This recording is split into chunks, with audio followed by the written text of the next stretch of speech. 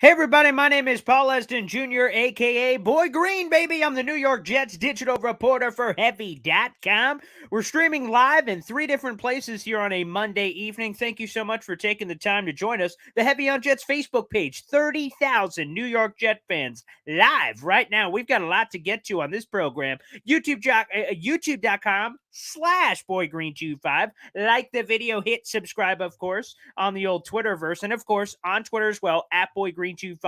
This is a show by the people for the people, so if you'd like to get involved in the comment section, feel free on the Facebook, the YouTube, and wherever you'd like, and we'll try to get some of those questions asked during the show. And I will not be solo today. We've got a spectacular guest, and one, quite frankly, that you should already be following on social media. And if you're not, now's the perfect time to fix that mistake in your life. And that is Russell Brown, national scout for Cover One. And let's bring him right in here to the show at Russ NFL Draft on Twitter. What's up, buddy? I'm good, bro. How are you? I am spectacular. And for, of course, anyone that wants to check out Russ's great stuff, like I said, the handle's right there, at Russ NFL Draft. He'll be joining me on my radio show every Friday at 11:30, talking all things NFL Draft. We'll be doing a deep dive in that. Locally in Syracuse, you guys can also get the app to check that out as well. But we had to kick things off with the visual. I needed to see a fellow guy here. And, I claim to be the most handsome guy on the radio. So, I tread into these waters very carefully. But nonetheless, appreciate you, man. And Combine, what about it, man? Combine just wrapped up in Indy. Fantastic. Yeah, no, well, first and foremost, like I said, I appreciate you having me on. It's always fun. I'm looking forward to the Friday show. We've been doing that for a couple of years now, so it's been always fun catching up with you, talking draft, talking Jets, talking little Giants in there as well. But yeah, Combine's a wrap, man, and what a week it was, right? I mean, just quarterbacks did their thing from CJ Stroud with the throwing session, one of the best throwing sessions I think we've seen in the combine in quite some time. Anthony Richardson, super athletic.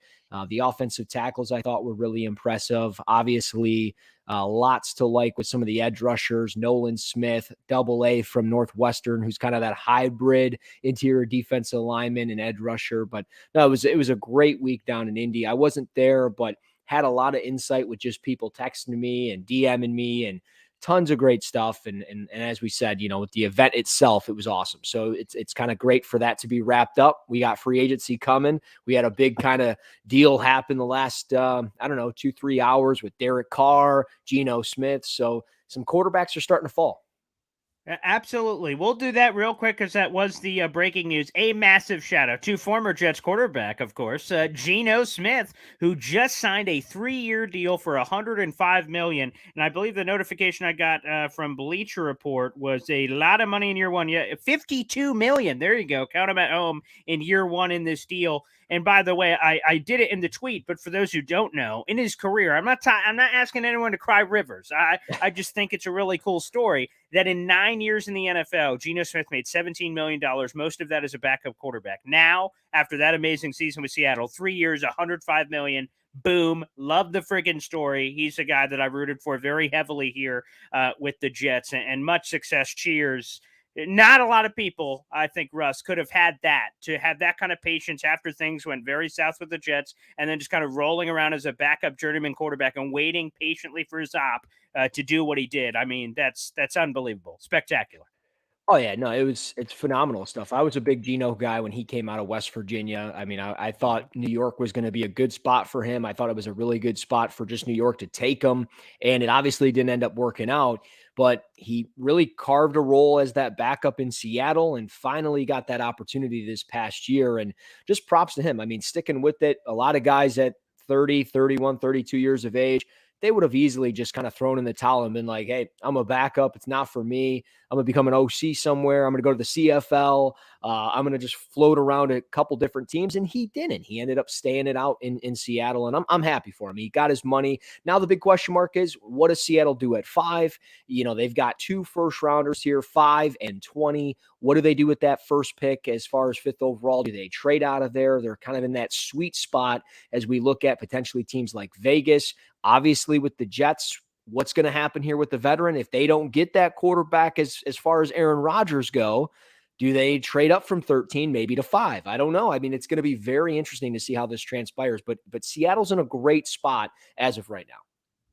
Well, let's go to that because I'm going to throw it up here on the big screen as we're talking about him. The man of the combine was Anthony Richardson, and we heard he did an interview today on the Rich Eisen show with, of course, Jet fan Rich Eisen. And look at this jersey swap. Let's throw this on the big board. Oh, yeah, Oh, baby. Oh, yeah, there it is. That of Anthony Richardson. Again, he confirmed on the Rich Eisen show today that he had an informal meeting with the New York Jets at the NFL Combine. Rich kind of did this great bit where he had him on the show and he pulled up the draft order and started going through teams saying, did you meet with them? Did you meet with them? Did you meet with them? And then Anthony would give him a little liner on each. Oh, that was informal. Oh, that was a formal meeting. Yeah, that was it. Oh, good vibes, blah, blah, blah, blah. And went all the way through. And then he mentioned that he had an informal meeting with the New York Jets, which didn't take long for us to get the jersey swap already thrown out there on Twitter. So, guys, feel free to check that out as well. But I have to turn it to you there, buddy, Russell, because I know, of course, on the overall NFL scale, people ask you to come on radio shows all over the place to talk about their teams. But I know you have some Lions connections with all the stuff you're doing there locally. And I have to ask you, like, where the heck is Anthony Richardson going to go? I heard a few people on the NFL Network during the coverage say, some people think he's a 4th-round pick. Other people think he's a top 10 pick. But after what happened at the Combine, people are saying number 1 overall. I mean, where could this guy go potentially, Russell? It's possible he goes first. It's very possible if Indianapolis or Houston, if Houston decides to trade up that one spot, is their guy, potentially Anthony Richardson. It's possible. Anything is possible in this day and age. And there's a lot to like with Anthony Richardson, right? Like, he's got incredible arm strength. It allows him to make every throw down the field. And it's really just a simple flick of the wrist for him. A lot of guys have to really drive these throws with their lower body. He can just simply stand there at 6'4", 244 and make these incredible throws. But he's got the elite mobility. He showcased that with the 4.4 speed. He's able to extend drives with his legs. He's got tremendous frame, again, athletic ability for days. His footwork and lower body, I think, are actually a lot better than people expect for a player that misses so many throws and really doesn't have the same amount of starts as a Bryce Young or CJ Stroud. His potential, it's through the roof. I think the biggest thing is just decision-making for him and not beating himself up on some of these throws as far as ball placement. So there's a lot of throws on tape where you'll watch him and he'll have a dig route or just something over the middle, and he kind of throws it behind the receiver, and there's 3 or 4 defenders there, and it's a completion. It's a first down. He's moving the sticks, and you can see him beating himself up. And it's like, man, you got to get out of that mindset and you got to realize you're in the element here in the game. So I like him quite a bit. And I think it's just simply because there's a lot of potential there, and you're hoping that he's Josh Allen or Cam Newton, and you have to take that swing if you're a GM and if your job is on the line. So I think a team like the Jets, where they need to kind of hit at this position, they could swing for the fences here. I think it's possible. I haven't heard anything in specifics as far as them being a team that's willing to trade up. And I don't think Anthony Richardson's going to be there at 13. I mean, to be honest with you, I really don't think he's going to be there. So I think that's what do you think is the range realistically for Anthony right now coming off the Combine?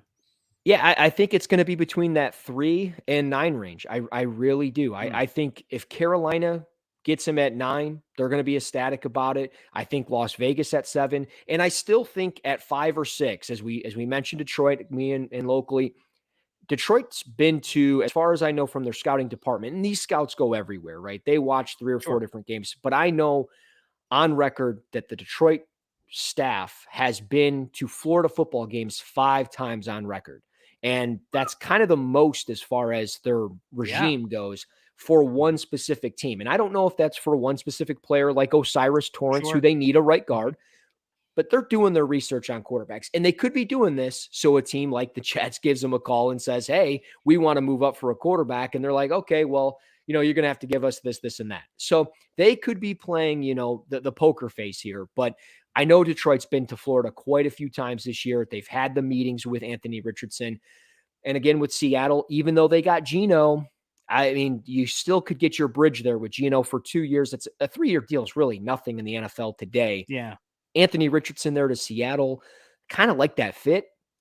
We'll see. So I think, though, that 4 to 9 range makes a lot of sense. And again, if a team just falls in love, I could see them pulling the trigger and going to 1. All right, let's get some clarity on this because a lot of people throw these kind of terms out there. We're just like, oh, classic draft term. When they say a prospect is raw, needs time to develop, needs time to grow. First off, what the hell does that even mean? Grow from what? Develop into who? That's what I want to know. Number two, like, how long is it going to take for a thing? Can he start from day one? Does he need a year? Does he need 2 years? Is he Jordan Love, Aaron Rodgers? Does he need 3 years? Is he going to school to be a doctor? Does he need 8 years? I mean, come on, Russell, give us the answers here. How long is it going to take for this Anthony Richardson guy? Yeah, I think it's going to take him a full year before you really see him starting through the entire process, really from day one all the way through the season. The big thing for him and why he needs time is, again, with just the decision making, the ball placement, and really learning how to throw with more touch and anticipation. There are times like you go to the Georgia game, and in that Georgia game, and I'll give him benefit of the doubt that he took a hit early in that game, was had a tweaked lower body ailment injuries. I don't know if it was the knee or the ankle, maybe a shin, but he ends up kind of playing through it. He misses a couple snaps. He comes back and he plays through this whole thing, the whole game, but he's got wide open seam routes to the tight end and he overthrows it by 5 to 10 yards. And it's not the first time on tape that you see this. So it's one of those where it's like, hey, you're not really throwing with touch. You're not really anticipating that seam route to be there. You're just throwing it. And I don't want to alarm anybody, but when I see that, I get kind of flashbacks to DeShone Kizer when he came out of Notre Dame. Not saying they're necessarily the same player, but I think where he is as a prospect right now, he's a little bit closer to DeShone Kizer as far as between the ears stuff, the touch, the anticipation, but he's got this athleticism that's so comparable to Cam Newton and Justin Fields that it's hard to look past that. And I think teams are going to do that. And we might see him start in year one, maybe after 7-8 games. I think that's a realistic timeline, but he's a guy that needs to go in there. He has to kind of learn the playbook and really get his footing and get the timing down with these receivers before you can expect this immediate success. Because if you take him at the top, that's going to be the expectation with any quarterback. You need to win now. So I think that's the key. But he probably will play at some point in that first year. It's just going to be how soon. Is it going to be like Desmond Ridder with Atlanta? Is it going to be something like we saw with Justin Fields? It's a common trend with some guys. So I think he's a smart kid. I think he wants to be good. I think every player wants that. He's not just going in there for the paycheck. It's just a matter of time before he really figures it out. Again, it seems like the Jets, at least from everything we're hearing, are going after the veteran quarterback market. But heck, obviously, with Derek Carr signed with the Saints earlier today, and who knows what's going to happen with these other options. Perhaps as we get closer to the draft, the Jets are like, holy crap, these veterans stink. I guess we're going to have to, adapt or die here and make a crazy pivot potentially up the NFL draft order. And perhaps Anthony Richardson or one of those guys could do it. The consensus, though, it seems at this point, with the 13th overall pick that is still within the Jets' hands right now. We'll see if potentially that changes with any big-time deals. The conversation has been offensive line, that regardless whatever quarterback you need to bring in, you need to support them, protect them as much as possible. So I want to just ask you this, Russell, and I know all kinds of Jet fans, I can see all their comments right now. How is the offensive tackle class in 2023? Because that is a big question mark at the very least for the New York Jets with Max Mitchell had blood clots. We had Dwayne Brown, who's 1,000. Mekhi Becton's played 48 snaps in 2 years, and those are the only 3 tackles that are under contract here for the New York Jets. So a lot of question marks there that could lead them potentially to diving in maybe early, maybe late. What do you think about the offensive tackle class? I think it's a very good class. I think it's one of the more underrated groups as far as this class goes. I don't think a lot of people talk about it. I actually tweeted that out close to maybe an hour or two ago. I mean, just from the top, you have Broderick Jones, Paris Johnson, Peter Skoronski, and I'll just start with those 3 because those are the consensus top 3. And it's really kind of pick your flavor. What are you looking for? Broderick Jones doesn't have a ton of experience, only 15 starts under his belt. Peter Skoronski has shorter arms. He's got like 32 and a quarter inch arms. And a lot of people want to say, well, he's a guard. He's a guard. But when you look at it, he's kind of comparable to like Elijah Vera Tucker in a way. So yeah, you might get a plug and play guard out of it, but I still think with his technical ability, he's such a technician. He's an offensive tackle at the next level. Paris Johnson. The more you watch, the more you like. He's got great length for the position, 6'6", 315, moves really well, a really dominant run blocker the more that you watch of him. So I think all three of those guys can play left tackle at the next level. Again, scheme, coaching staff might take Skoronski, move him to guard. That said, Ant Harrison from Oklahoma, really fun player, super physical, great athleticism, going to be a first-round pick. More than likely, it's just a matter of when and where. Darnell Wright from Tennessee, one of the most physically dominant players in this draft, and it doesn't get talked about enough. He's got a snatch trap technique as a right tackle that he taught himself. He told me that at the Senior Bowl. He learned that defensive linemen like to play with leverage, and he understood how to win with it because he's got great length and he's 335 pounds and he's as strong as an ox. So he's like, hey, I'm going to figure out how to snatch and trap these guys. And he figured it out. And he's going to be potentially a first-round pick, and he's going to be a starting right tackle more so at the next level. He's just this mauling type of player. And worst case scenario, you move him inside to guard at right guard. Other than that, you've got DeJuan Jones, who's got just tremendous length. He's even bigger than he's bigger than Mekhi Becton. He's dang near as fast as Mekhi Becton. So he's super interesting, and he's somebody I think will struggle with some speed, but because of his length, he's able to ride these guys out. And then just kind of going a little deeper, Jalen Duncan, super athletic from Maryland, a little bit on the thin side. His lower body's got to get stronger, but he might find a home somewhere as that swing tackle for a team. Matthew Bergeron from Syracuse, I think he's a left tackle, super smart kid. I got to talk to him. He did give up 5 sacks this past year, but a lot more athletic for a player his size, and I think that's the key with his footwork. And then just one of my favorite mid-round guys is Carter Warren from Pittsburgh. I think he's going to be a guy that goes in the 4th or 5th round, and he could potentially be starting by the end of his first year. And I could see him carving out 8 to 10 years as kind of either a guard or tackle for a team. So I just kind of went down a pretty long list of guys, but it just goes to show how deep it is. I haven't even gotten into like Tyler Steen yet of Alabama. I watched 2 of his games tonight so far. I kind of like what I'm seeing. So I think it's overall a really good group. I think it's very much on the table for the Jets, depending on what happens with the veteran QB move here, potentially Aaron Rodgers. But I think it's on the table at 13. If they could get their hands on Paris Johnson or even Peter Skoronski, I think it's a win for them. I'm really curious what they do as far as this offensive line goes, though. Let me ask you, whether for you or just kind of overall consensus, is there a clear OT1? Because I've kind of heard a few people say different things. I've heard people mention Skoronski, but the arm length. And then I've heard people kind of lean towards Paris Johnson, especially coming off the combine. He looked like a gosh darn freak running around out there. And then Broderick Jones, of course, is talented too. So is there a clear OT1 in your mind, either consensus or within your own rankings? Yeah, I mean, for me, it's Broderick Jones, just simply because I think there's so much potential there. Again, he's only played 15 or 16 games as far as a left tackle goes for Georgia. But I think with his length and athleticism, I mean, he tested really well. He ran a 4.98. I mean, he moves really well, and he's very good in space. Like, that's the thing. It's not like he just ran in a straight line. Like, you watch him pull, and he gets on guys, and he just buries these guys. Like, you watch him against Florida, I felt bad for some of those defensive backs because it wasn't fair.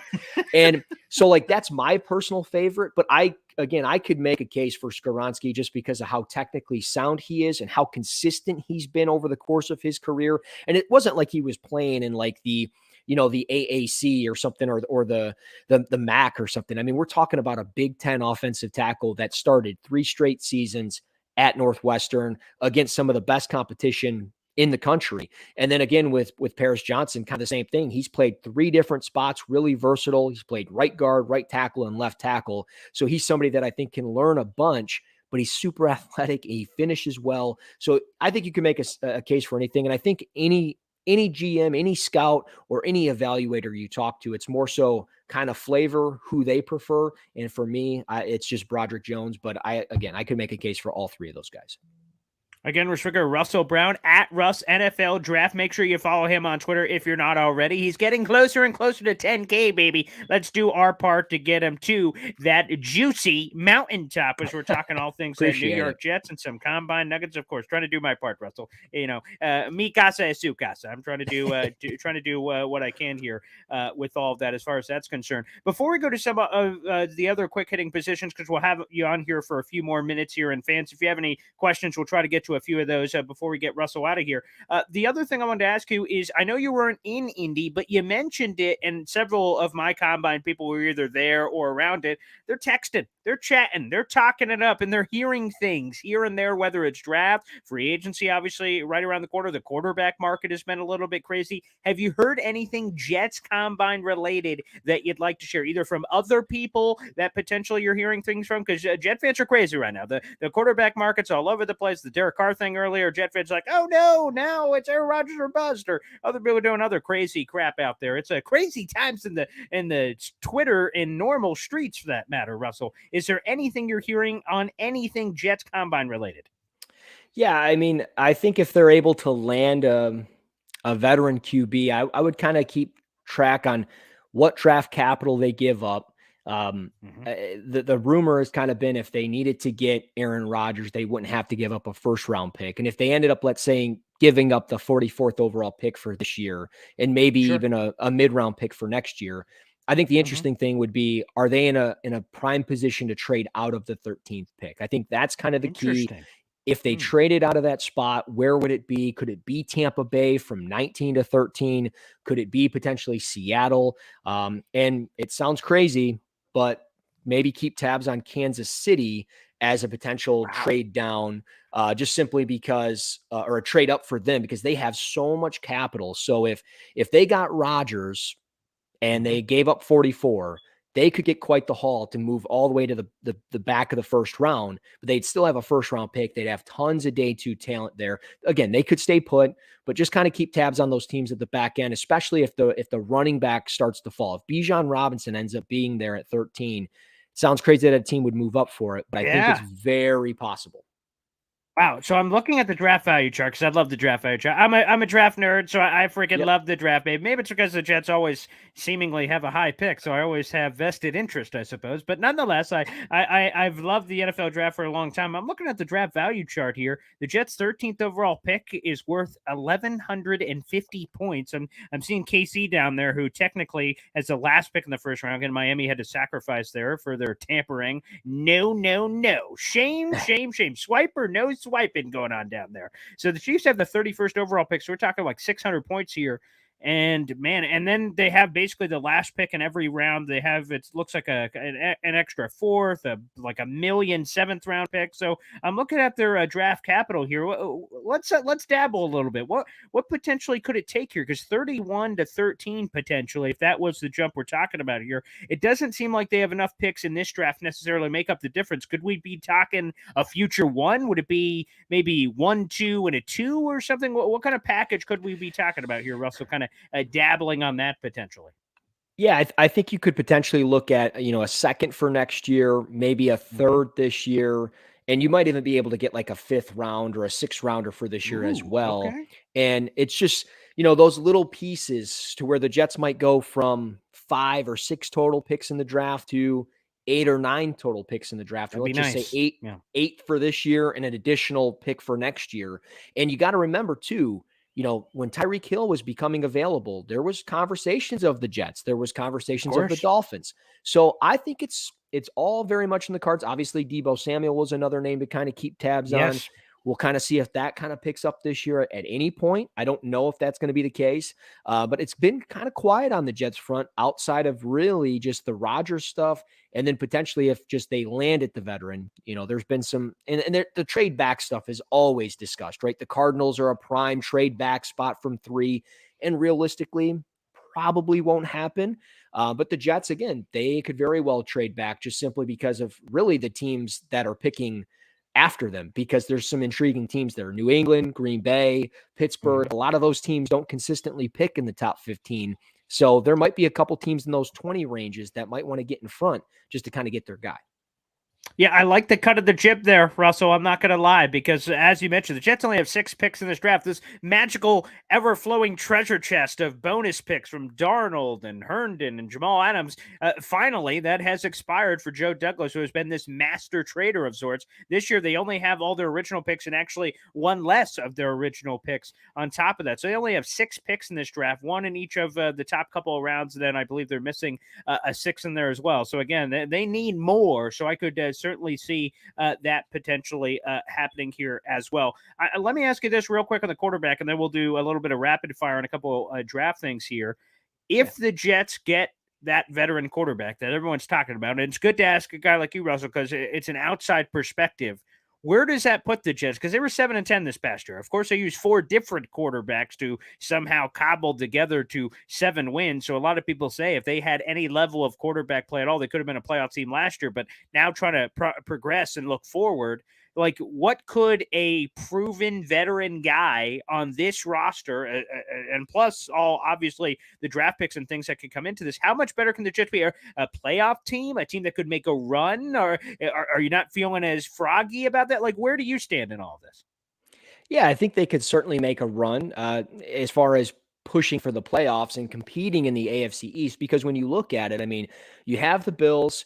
Certainly, kind of feels like even though they have Josh Allen, it kind of feels just like with some of the moving parts there that window kind of closes a little bit. You have Yes, the I feel that Patriots. way too. Yeah, the Patriots are kind of a big question mark just simply because of what are you going to get out of Mac Jones this year? I mean, if he holds them back by any means, then they kind of struggle. You look at obviously with the Dolphins, if Tua is not healthy, that team isn't going anywhere. So it's one of those things where I think if you look at this roster and the way that they're kind of built, they have to revamp this offensive line a little bit. A lot of just moving parts from George Fant, Connor McGovern, things like that. Obviously, Mekhi Becton. And then just defensively, I think they just got to continue to draft guys that fit what Robert Saleh is going to do. And you're not going to always get the Sauce Gardners at the top of the draft here. And you might not find that at 13. But if you bring in that quarterback, you're going to start winning more of those football games that were kind of decided by one score or less, especially somebody like Aaron Rodgers. You give him the ball in the last minute of the game, you're in a good spot to potentially go from 7 wins to probably 10, maybe even 11 wins. So I think that goes a big way, and I think that's kind of the key here. If they can land Rodgers, I think it's a step in the right direction. And if they don't get Rodgers, is it Jimmy Garoppolo? How is that relationship with Robert Saleh? You obviously have with the 49ers. I think Jimmy G would be a really intriguing name. And I think that's kind of the same thing. You'd probably win 9 or 10 games compared to 7. So I think Jimmy G, Aaron Rodgers. I don't know how the fans in the comments would think on Jimmy G, because I think everybody's thinking Aaron Rodgers, but in case he decides to retire, I don't know. All right, this will be the last one. And what a great story we found out on Sunday. I'll throw it up on the big screen here. Luke Whippler. That's the player people want to know about. And apparently, Rich Cimini did a wonderful piece. Shout out to Rich. I put some of the highlights in the tweet, and our good buddy Nick Mangold retweeted it. Love Nick Mangold. And here's the story for Luke Whippler. I don't know if you know some of this, Russell, but Luke Whippler is the Ohio State center. He played high school here locally in New Jersey.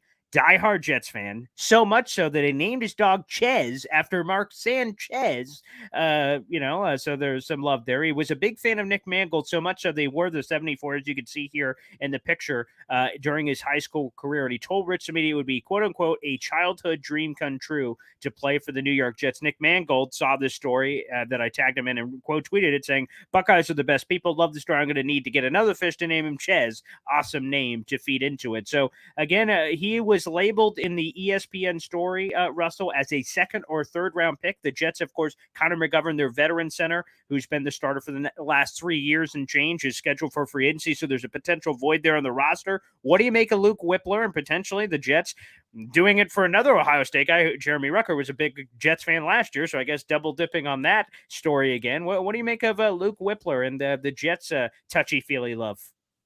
I like Luke Whippler quite a bit. I'll be honest with you. I think he was somebody that showed great lower body fluidity as far as being able to just kind of shift from left to right, slide left to right, kept his feet in front of him, kept his hands in front of him, always played with a really good base. I thought he was pretty impressive, and I thought he tested relatively well. He had 29 reps in the bench, and at 6'3", 303, under 32-inch arms, which is a little concerning. But I think when you get into that third round area, I think it's a perfect spot for him. And you bring up Jeremy Ruckert. I mean, they've done this before. I don't see why they wouldn't try it again here, because he's somebody I think is plug and play. There's not a lot of centers in this draft. I think John Michael Schmitz from Minnesota is the first one off the board. And he could probably play guard for a team. Whippler's going to just be a center. I mean, some of the other guys, Stromberg from Arkansas, he's more than likely a guard center for a team, but Whippler's a true center. And I think that's the key. If he can play center for an organization, I think it's a win. And I think the Jets would really love to have him because they need that center. As you mentioned, McGovern's more than likely gone. So I think it's a great landing spot for Whippler out of Ohio State to go to the Jets. I mean, I think that's a fun story. I think it's a great find. And I would be really curious if they ended up interviewing him and how that interview process went.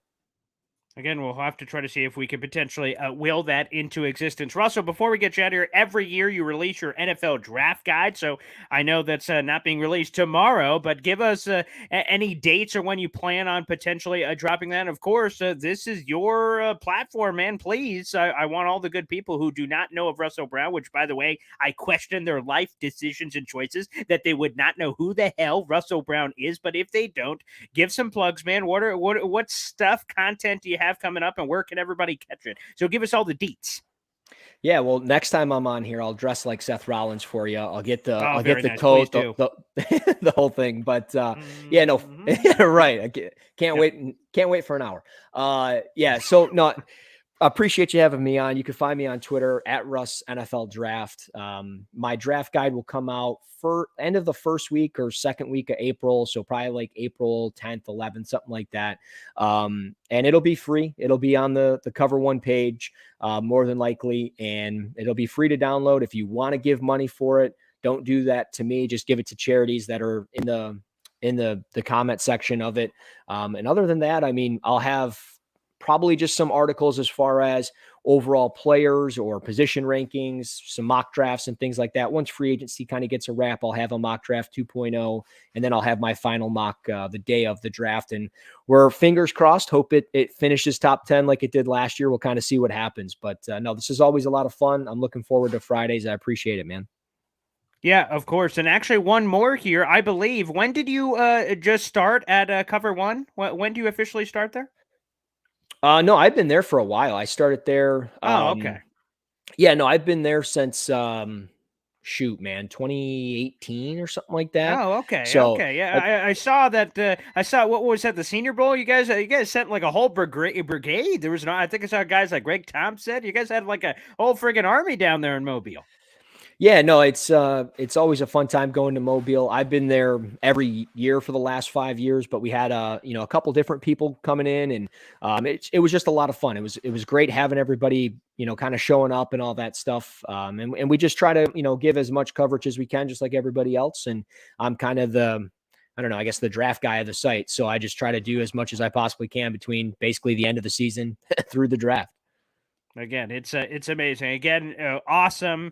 A lot of people I know either charge money for their draft guides or other things. It takes so much hard work in this industry to put out draft guides, and for you to do it for free is amazing. And again, if you guys have the means to donate to those charities, that will be linked, and they are. You guys can see that every year on Russ NFL Draft on his Twitter for you guys to check all of that out. Russell, thank you so much, of course, again for joining us. We'll see you every Friday locally on the Score 1260. The Man Shout Show with, me, Boy Green, of course, 11:30 every Friday for all the latest juicy draft coverage leading all the way through the draft, which is going to be a lot of fun. Thanks again, Russell, for checking in after the combine.